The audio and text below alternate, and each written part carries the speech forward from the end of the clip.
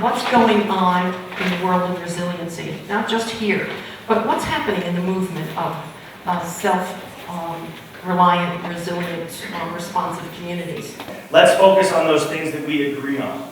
3 things our table agrees about: the most desirable future or the most probable future. Our number one thing that will probably happen is catastrophe is imminent. Collapse of some sort. We couldn't agree on exactly how the collapse would come about, but something is probably in the pipes. So that was like the first thing we felt was coming up. A greater consciousness will birth, causing a change in understanding and a choice, a different choice in a way forward. We envision basic needs of all sentient beings are met. Every child is nurtured by a world culture of harmony. Gaia is restored and has rights as a sentient being. Perhaps common ground might be that we need to be prepared if that collapse happens, regardless of its probability. I don't feel like I can predict the future. However, what I've seen, where I think our common ground is the goals are the same. Our motives might be different, but I think that we would probably all agree that how we would prepare for catastrophe or sustainability are very similar. So let's continue to really play with this tension around, how do we leverage all of our different senses of the reality that we're facing to come up with creative solutions. I think that fits well with our purpose here.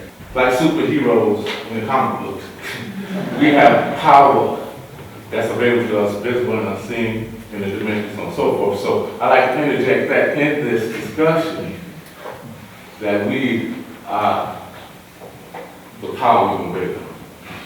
Yeah, we are going to discuss the most probable future.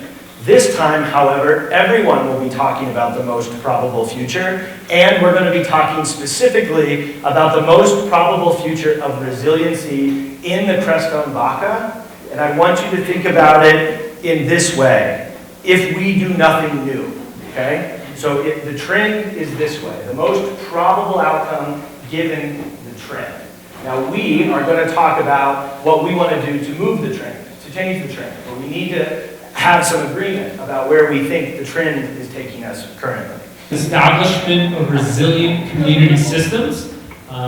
We've noticed a real need to come together and therefore have an ability to produce food, energy, healthcare, shelter, exchange, and local governance and organization. If things do not change under current trends, that first of all, the food distribution system is threatened. Food sufficiency will be in question if distribution is threatened, for example, by infrastructure breakdown. Secondly, that we are energy unsustainable under current trends. Thirdly, that there is no future for youth in Crestone Vaca without housing and economic opportunities. There are very small parts and components here that are knowledgeable and sustainable and resilient. But those parts are not connected to each other, and they're not connected to the whole, and they're not here for us as a whole community yet. We have a small group of people that's prepared versus a much bigger group who's not prepared. Maybe something that wasn't said that needs to be surfaced, which is we are a real end-of-the-road community in many different senses. And without that infrastructure, if we were ever cut off from Alamosa, for example, we wouldn't have food and other basic needs. So we really needing to focus on that, the nature of the place. And I think the quote, think locally and act locally is timely here. I think it's, we need to do what we can. I often feel helpless when I look at world events. But we can't just act here without keeping our focus on the world. I think it is highly unlikely we can survive as an island in this community if the entire world goes to shit. So like blowing up the passes is absurd. Exactly. You think that people don't have bulldozers? So, finding that balance, think globally, act locally. We should be a model. We don't want to be the only survivors in our post-apocalyptic world. So I'm really glad that you said that, because we talk a lot about self-sufficiency here and looking to try and grow our own food, and yet we sit on the hillside overlooking the huge agricultural area that's here. And, you know, beef, potatoes, barley, you know, quinoa, carrots, lettuce. And we are sitting in the middle of farmland. We're on top of the largest freshwater aquifer in North America. And the thing that we are lacking, I would think, as a community, is really good relationships with the farmers. No farmers, no food. So once again, there's a tension between the excitement that comes with the new opportunities and change, and there's a full awareness and embracing that fear happens, and when these things occur, if these things occur, people are right to feel fear, and that we need to be handled with that sort of grace and acceptance, and plan according to fear happens, right? Should happen, so does fear, right? So we have to be realistic about that in our discussion. These are the trends and events that are affecting communities like ours all over the world. And then we zoomed in a little bit further, and we started talking about our most likely state here. And we surfaced some really good tensions in this conversation. How are we excited and prepared for both the opportunity and the fear that comes with it? How do we think about the many ways that we want to be a resilient community and the way we define that community?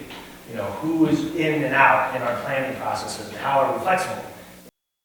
Sacred Mountain is Eastern Mountain to the Hopi. We're on Hopi territory. Okay. Eastern Mountain is where the light comes into the world. So we're in the Hopi Valley. Eastern Mountain is where the light comes into the world in the Hopi tradition. It was a place that many different tribes came together peacefully to use this as a place of a vision quest, a place of dreams, a place of events. So for what they considered this place as was the sacred center of Turtle Island. Okay. So that's Canada, U.S., and Central America. This is the sacred center. So this was considered the sacred center of Turtle Island to many indigenous people. What is relevant here in our past that can help us slingshot into the future? So what happened here that's relevant to our future planning that we need to keep in mind?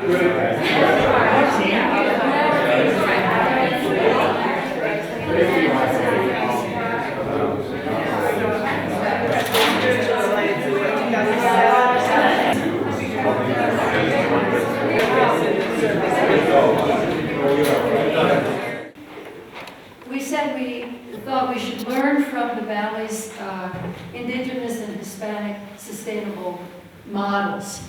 And we should really look into them, incorporate them, consult as needed with people who might know about them. It was pointed out by one of our members that the Hopis, when they started having very successful sustainability, started having a lot of people who wanted to immigrate to Hopi land, and they had to set up an immigration policy, and they did. They required skill sets of people who came to Hopi, and one such skill was rainmaking. The main thing that is here that gives us resiliency, that gives us connection, that is crucial to where we've come to and where we need to go to and continue are the spiritual centers, and that includes an awareness, and that includes the indigenous cultures and ceremony and the ancient knowledge that we can keep from what was here and also from around the world, the wisdom traditions. Exactly. We're going to deal with the change in our expectations of how we use energy, where we get food and water from, and how we consume that. We'll eventually go from global to local, and from high-tech potentially to even to low-tech, which may ultimately end up being a new high-tech. Community versus individual resources become predominant. To remember that this is there's a bloodless valley ethos here that determines and directs our way and our vision forward, and we need to remember that. And that we also added to the same one, that the sacredness of the water and all life experiences affects our dreaming forward. And number two, we have a strong history of alternative building and energy production and capture. And we need to move forward with that and encourage innovation to enable year-round habitation. Number three, we talked about sustainable use of all resources, water, mineral, and food production. So there's a lot of commonality here with the other groups. This intergenerational government that was just brought up by whatever group, it's a concept of combining all of our knowledge and wisdom together regardless of where we're at in life. And I think in order to do this effectively, we have to allow the youth to be involved in this process. If we don't do that, we're going to get caught up on creating more of the same. And we need to just focus on keeping it simple, stupid, and always seek solution. In the near future, the water grabs and so forth. But that as we look forward to the future, and we've talked more than once about some imminent chaos or imminent collapse that we not necessarily prepare for or wait for it, but that we take the initiative to create our own reality.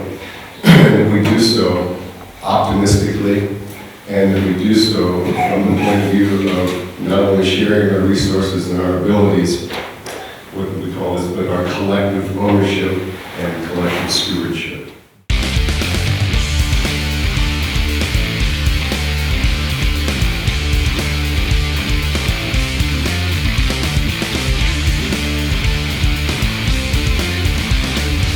POA reform, I know that's going to push some to some excitement.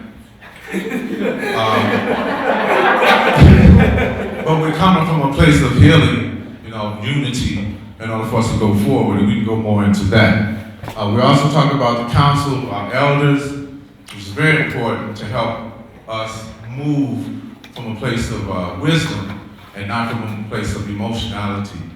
Number one, Preston Baca benefits from a unified governance structure with community involvement and is a legal entity to preserve resources with a shared sense of resiliency. Number two, Preston Baca community has a coordinated local energy infrastructure that is sustainable and self-sufficient. We have decided that in the next 5 or so years, we have to be at least 70% entirely energy independent. A very high goal, but I think possibly achievable. Yes. Okay, number one, we have a thriving, established network of community resources achieved through inventorying and sharing through community forums. Number two, we have systems in place to protect our water and other resources and to provide for food, water, shelter, and security for everyone. We have an organized and effective emergency/disaster response plan in place. Number four, we have a thriving CEC, Community Development Corps, that will help implement, fund, and add capacity to multiple projects in the community. This is what we're calling kind of a paradigm shift. So moving from thinking about Preston as a town to more of an eco-village. And within that, then we have the eco-alternative building hub. So that includes POA reform, tiny houses, thinking about rain catching systems, et cetera, et cetera. Two, shared local grid. So solar, geothermal, recycling, we keep forgetting about recycling, and a waste management system. So what we're talking about is planning in two different ways. Sort of the whole system planning approach, looking at that, and then we're talking about the interrelationship, interdependence between the components that fit into that whole system. How do you feed what you just built? Take the scissors, cut this in pieces, and start over here and tape up your little pieces of A's. All the A's go together. The B's go together, the C's, the D's, up through. Well, you're going to have to figure that one out, okay? Figure them out if you've got them in two places.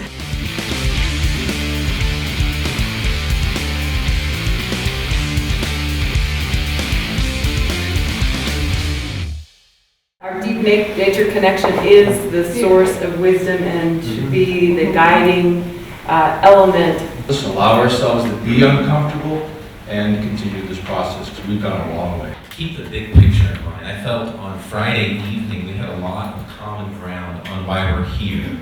And so as we go through this, how I feel about it is just how can we simplify and what are the essentials in that common ground that we created and why we want to be prepared and why we want to live sustainably or be prepared, however you want to say it. I just felt there was so much common ground if we can take that big picture in consideration when we're prioritizing. And for me, personally, how I feel is in simplifying so it's achievable, just as Steve was saying. To encourage everybody here, when we look at this big picture, it might kind of sometimes seem a little overwhelming. But over the years, I have seen from similar sorts of conferences and gatherings that have happened in the Crestone community that a lot of really good things came out as a result of it. It wasn't just talk. Really good things have happened as a result of the people in Crestone focusing. We can look at things like the Crestone Baca Land Trust that developed when we realized we needed to preserve land for wildlife and wildlife corridors. That happened. When we realized many years ago that there was no financial institutions in Saguache County, no banking, we couldn't get loans for houses or for cars, Crestone created the Saguache County Credit Union, which then later became bought by Aventa. That had a lot of people just like this. Lot consolidation didn't come out of the blue. It came out of think tanks just like this, where we realized one house on every single lot was just not sustainable. People got together, they worked for years to make the lot consolidation that we have now happen. Over and over again, this community has picked an idea like what you see here, and they invested a lot of energy, and it actually happened. So I just want you to say, this is not just a bunch of written words, we're going to see some really good stuff come out of this group. So let's hear the core concepts, roughly 2 minutes per group, your goal statement, the major constraint you identified, the strategy you all have identified to overcome that major constraint, and then a sense of the path forward. And what we're really seeking here, yes, we're going to move forward. We haven't identified any insurmountable challenges or an alternative way that we need the group to give us some advice on, okay? So this is what we're going to do in 2 minutes. Okay, we're the energy group, and our goals, we divided them into residential and... Focus on your mission. Okay. Mission statement. Not your sub-goal. Crestone Baca has a coordinated local energy infrastructure that is sustainable and self-sufficient. And we're aiming for 100% sustainable energy over 10 years, by 10 years. So this involves solar, housing, energy efficiency, building practices, so wind, water, meaning hydro and geothermal, energy storage, bright light power, we're going to explore. Let's cut it there and go to the constraints. So we stay in 2 minutes. Constraints are here. Lack of information / ignorance, we need to study up. Money, local resources, lack of infrastructure, and property rights, and the environmental effects this would have. So that was all of your constraints. What's the top constraint that you all are working on? Money. Money. Okay. And money and information. Okay, so those are the major constraints. How will we overcome them?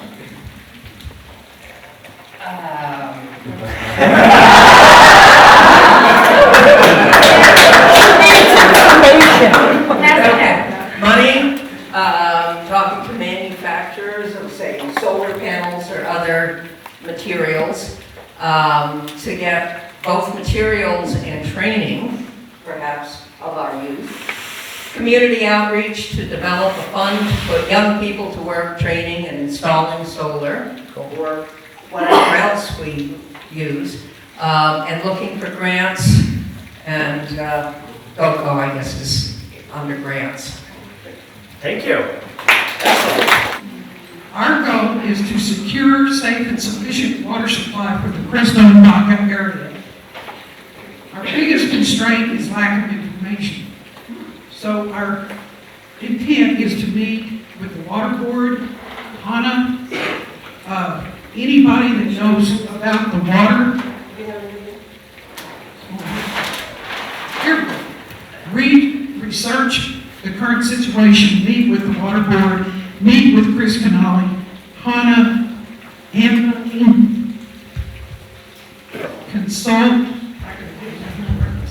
consult a legal water advisor or possibly a water rights attorney.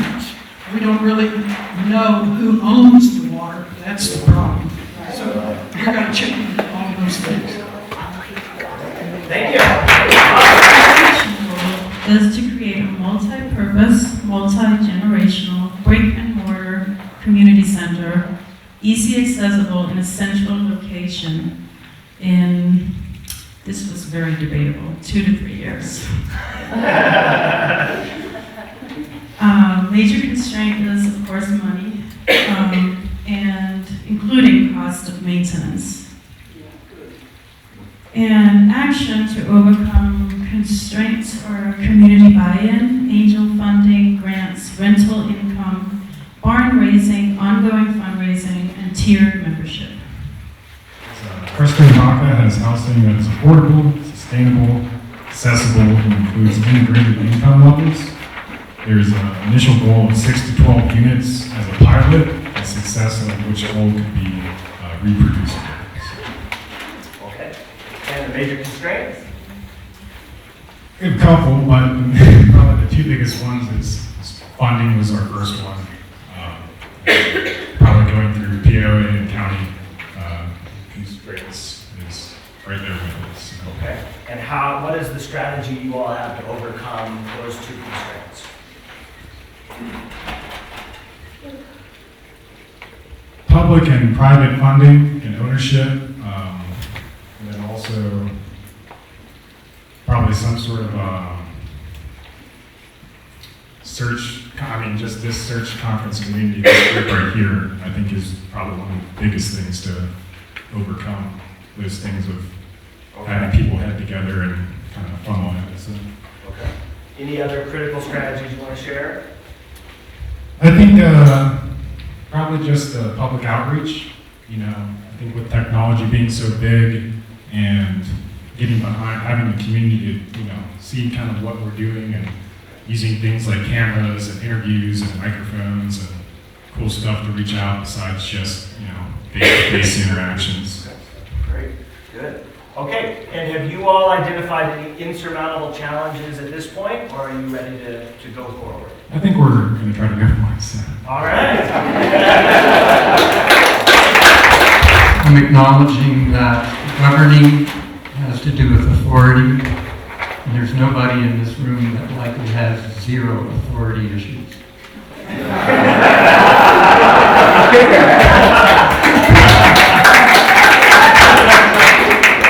Oh, is this the last? Okay, I was going to say, we saved the best and the worst for last. Okay, our mission goal is to explore options of unified self-governance for the Crestone community. We're not calling it Crestone Baca. That assumes division. For the Crestone community, which will put in place and implement plans for any potential future, because we recognize that basically little could change, or in 5 years we could all be a tribe. For any potential future, to support each of the other action groups in harmony with the earth. Okay, 1 minute. So what are our major constraints? Our major constraint, obviously, is the town and POA divisions of governance. And so our main action item is to hold a meet and greet with the town council, the POA directors, and the governing committee. And an article will be written for the Eagle of Intent, and we'll be talking with experts, past directors of the POA, present directors, and legal people in terms of how flexible the POA covenants actually are. It's a pretty technical field, and I want to say that we have one person who is certain that we can do it, but we all stand in the light that it has to happen. Our goal is really clear. It's to create a CDC-type legal entity, a community development corporation, or it might be a community development co-op, to provide a sustainable source of funding for all and capacity for all of your projects. Our constraints are that we started out as a group of 20 and we couldn't hear each other.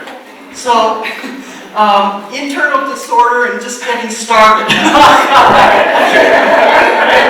It was just too hard for such a large group in this noisy room to really function real well. Our actions to overcome are agreeing on a process and meet where we can hear each other. So Matthew's already working on a meeting with Mac Ledgerton, who is very connected with the CDC concept, identifying subcommittees since we're such a large group, and scheduling a meeting. We're going to do a doodle poll since there's so many of us, but we have agreed we're going to meet at Elizabeth's Townhouse number 6. So, thank you. Our goal is profound. And our challenge in discussion was integrating the profound and the practical. And that, I believe, will continue to be our challenge and what's going to be exciting about this work. So we summarized our goal. Please excuse some grammatical waves. Is to keep the light, the deep nature connection. To hold space to support practices, ceremonies, events, and programs throughout the community. Okay, so thank you. So, can you tell us about your major constraints, the biggest ones, and how we will plan to overcome them? Sure. I would say that our biggest constraint is actually balancing and integrating the profound and the practical. And so that's, I would say, our biggest challenge and our biggest excitement. We also face busyness. So a lot going on individually and in the community. Abstraction. So in our conversations, they, as you might imagine, got pretty ethereal. And there's a lot of words that could be used. Okay, about 30 seconds. So abstraction, busyness, and fragmentation. And then your strategy to overcome those. Our strategies to overcome are going to continue our conversations and how we listen to each other. And we are going to meet very quickly, and we have a process for how we're going to figure out when and where to meet. Awesome, fantastic. So, have you all encountered any unsurmountable challenges, or do you feel that you have a path forward? We have not encountered any unsurmountable challenges, and in fact, we have overcome enormous challenges. The skills the Energy Group needs is information about government programs or institutional programs to help communities with their energy needs. What grants are available, what help information is available. Diffusion ideas, there's the Crestone Eagle. Also, I'm going to ask my lovely partner to put information on Facebook about, is there anyone else who would like to be involved with the Energy Group? Good. I am the liaison. Okay. In our community, which will be very broad, obviously, skills for food, will be the community gardeners and farmers. Community gardens Gardeners and farmers. and farmers. Yeah. And we'll, obviously details and the names will be listed later, but in a nutshell. 2, we'll use for the diffusion, the hub. And other media feedback, obviously. Facebook, Gardener's page. Everything's available. Just wait a minute, Jenny. Can you let Jenny in for a second? Yeah. The gardener's page. Yeah, the Gardeners group, the Crestone Garden group, and hopefully the Crestone Eagle. Yeah. And the Eagle. So media in general. Our liaison is Sharon, who's our leader of our food group. Where's Sharon? Okay, Sharon, where are you? Come on. Oh. Yeah, we need to have your name up there, okay? Yes, keep going. Okay, so you want the rest of the outline? No, we wanted your skills, your dissemination idea, the name of your liaison. That's it? That's it. Skills are needed. So we need architects, we need fundraisers, we need builders, we need secret angel funders, we need financial director, we need a fiscal agent. We need, that's what we need. Those are our needs. Okay, so say it again to make sure Blake got it all. We need an architect. Architect. Builders. Fundraisers. Secret angel funders. Financial director. Fiscal agent. And skills that we need. We have our research lined out for the private and public funding for the affordable housing, but if anyone has any sources, such as Nathan says it's easy to get the funding, it's here in Crestone, so Nathan is one of our resources that we need. Okay. And so if anyone has any other ideas, but we've got a lot of direction. Okay, let's, there we go. So is that the only skill that you can skill? Oh, okay, so individuals experienced with different affordable housing models. Okay, knowledge of different affordable housing models. And that's really it that we need right now. We have research tasks that we've assigned within our group that will evolve and other needs will come up. But for now, that's what our needs are. Yeah, and that's okay.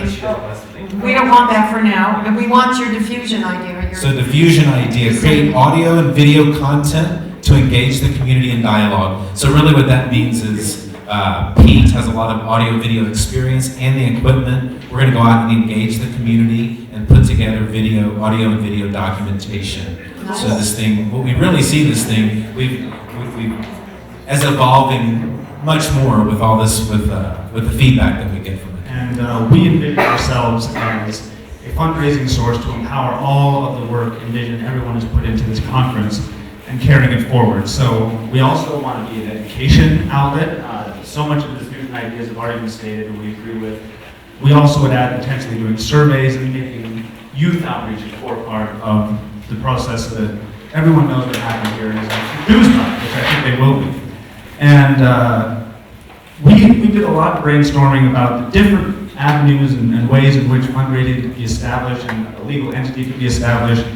And we're going to meet to further that. But in the vision of taking incremental steps, we are looking to fill a full-time administrator position that is a paid position. Okay, paid administrator for some sort of a community development corporation. Okay? That is correct. And what else do you need? So what we're looking for is we want to do a lot of fundraising and grant writing. Anyone with those abilities fundraising would fit in with the group project, or people that have connections they're aware of, opportunities and avenues for fundraising here.